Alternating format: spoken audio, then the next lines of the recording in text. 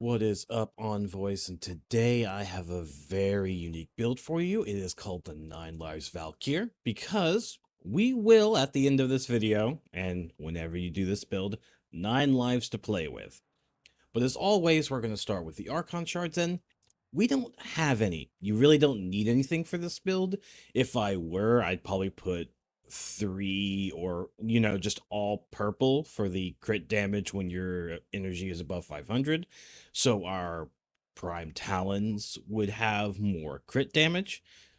Other than that, no Archon charts for this.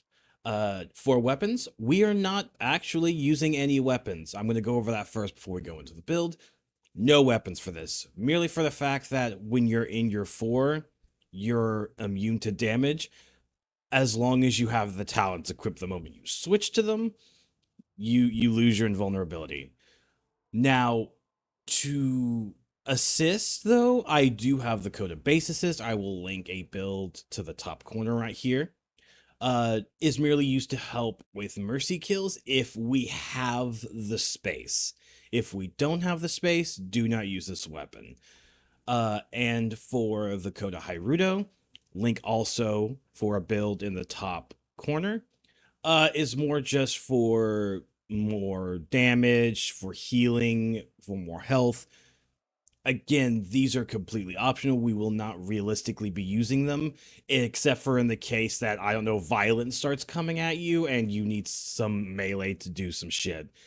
That's the only reason these things are here, for emergency use only, hence why I will not go over the build for them. So, on to the build itself, we have growing power for the aura. We will be constantly proccing this with our claws, so it's really nice to have the extra ability strength.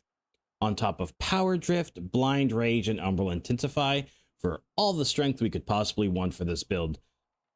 Over here, going back to the left, we have Prime Continuity for duration and Narrow-Minded for more duration. We want the rest of our abilities to last as long as possible, as we don't want to constantly be casting them, as we want the energy to be used for our 4. Because the longer our 4, the more it costs, and we don't want to be casting more abilities to reduce our energy. Speaking of energy, Primed Flow for energy max, giving us a comfortable 641. Additionally, this will get you to the threshold that if you do decide to use 5 purple shards, you will hit the minimum threshold to get the extra crit damage. On top of Equilibrium to allow health orbs to give us energy, as again, we want to make sure we're in our 4 and that we're not forced out of it by means that are out of our control. We don't want it to be, oh, I ran out of energy. That would suck, truthfully. We are using Fleeting Expertise to help offset the ability efficiency of Blind Rage. Again, we don't want negative. We don't want to put ourselves in the hole to start out with. It's not fun. On top of Eternal War, as we're getting melee kills, Warkar's duration is increased by 2 seconds. This is going to be set and forget it, meaning we only have to worry about 2 abilities to constantly cast, which realistically we're not using paralysis, unless we really need to, mostly for Nourish, which will also keep our energy going and just allow us to proc viral. Moving on to the arcanes themselves, we have Arcane Fury for extra melee damage. This is really nice, especially since it's additive and not multiplicative. So this is really nice to have. Now, you're probably seeing second arcane, and that is Arcane Escapist. You get this from Temporal Archimedia. Basically, on Mercy Kill, gain a stack of Escapist up to 9 times. On taking fatal damage, consume 3 stacks to avoid death and become invulnerable for 12 seconds. Now, as you're getting kills in your 4, certain eczema unit, whenever you get them to certain health thresholds, will become merciable, or you can get a mercy kill with them. At which point you can do so, which you want to, because we're using melee crescendo on our claws, and you will gain a stack of Escapist. This is really easy to build up. Now, the reason we are using this is because while in our 4, there's going to be a circle that slowly expands. The longer we're in it, the more bigger it gets, and the harder it is to reduce. We reduce it by getting melee kills with our 4. However, at some point, it's going to get so big that there's no stopping it. Arcane Escapist is here to make sure that for whatever reason, if you need to reset your force so the circle is smaller again, that if there are any enemies inside of it, you will not die. This will allow you to safely come out of your 4 as long as you have 3 stacks, which you should be getting mercy kills anyways. And that's why we also have the base assist in case of emergencies, as it will allow us to get even more mercy kills. So if you really don't want to try this, I highly recommend you do it. It's why it's called the 9 lives, because you get 6 revives plus this, 9 lives. But I have tested this. This is really fun to use. I didn't think we would be using this for some time, but the fact that I put it on the build is really great. I thought this would be a very excellent arcane, and it has not disappointed me, especially on this build. Now, here are the Talons build.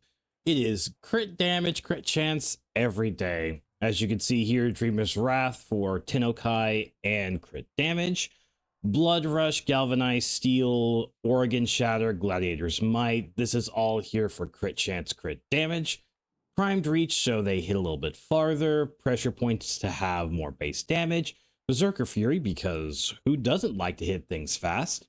And Galvanized Reflex for the heavy attack efficiency, and the initial combo is extremely nice, especially if there are no enemies around and or within reach, and we need to have some initial combo to get back going. As I mentioned before, we are using melee crescendo, so we are getting finisher kills. And since mercy kills are considered finisher kills, this is going to be really nice. Now, I know that Reflex has the initial combo, but it's mostly here for the heavy attack efficiency and just to get us started. Eventually, that second half will be pointless. You could always use regular Reflex if you so wish. But I like to have the initial combo, especially you won't get all the mercy kills required at the beginning. That one's more of a flex slot if you so choose, but melee crescendo is extremely nice, so that way we can eventually have a permanent 12 times damage multiplier on top of the fact we're getting mercy kills alongside with it to keep our melee escapist going. Now, moving on to the Simulacrum build, I wanted to show you how melee escapist actually works before I show off the Talons.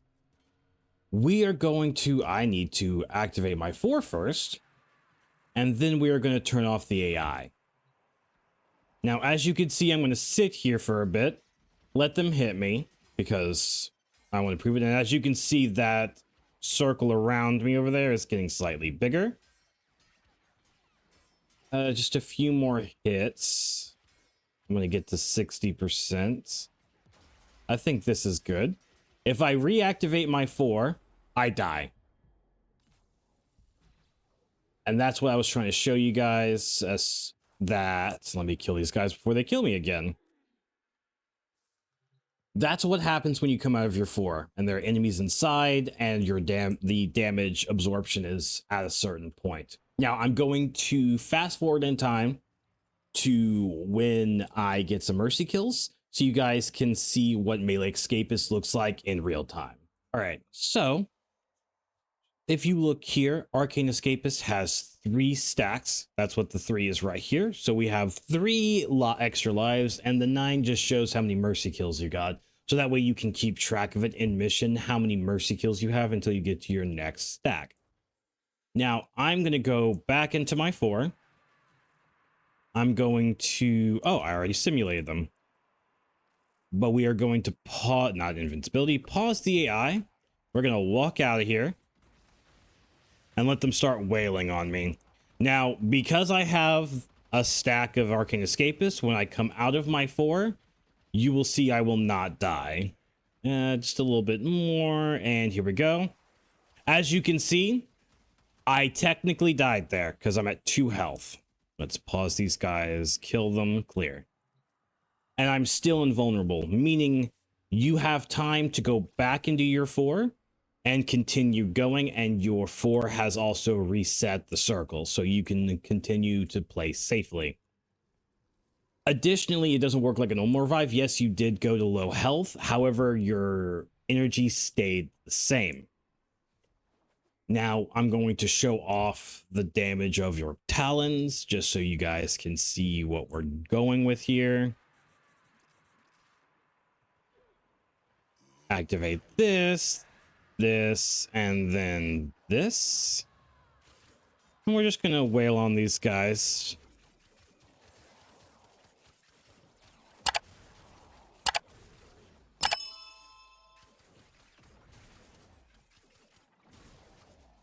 And voila.